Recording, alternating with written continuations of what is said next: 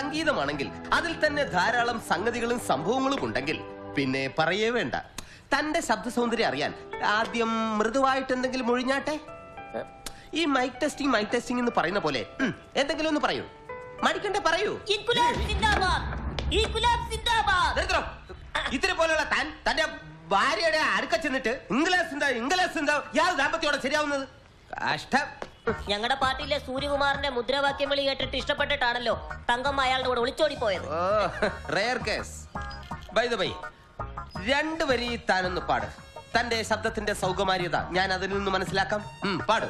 അത് വേണോ? അത് വേണം. ശബ്ദത്തിന്റെ സൗകുമാര്യത എനിക്കറിയണ്ടേ. ഡോക്ടറാണ് ഞാൻ. പാടാ.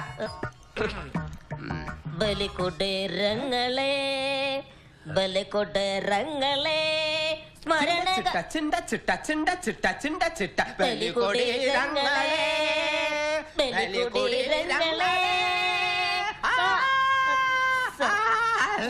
ഞാൻ പാടിക്കഴിഞ്ഞു. ശരിയാണല്ലോ, ഞാൻ അറിഞ്ഞില്ല. ശബ്ദ സൗകുമാര്യത്തിന്റെ കാര്യത്തിൽ താൻ വിജയിച്ചു കഴിഞ്ഞു. പാർട്ടിയിൽ നിന്ന് പുറത്തു കളയുമ്പോ ഈ പാട്ട് തന്നെ വയറ്റത്തടിച്ച് പാടി തനിക്ക് ജീവിക്കാം.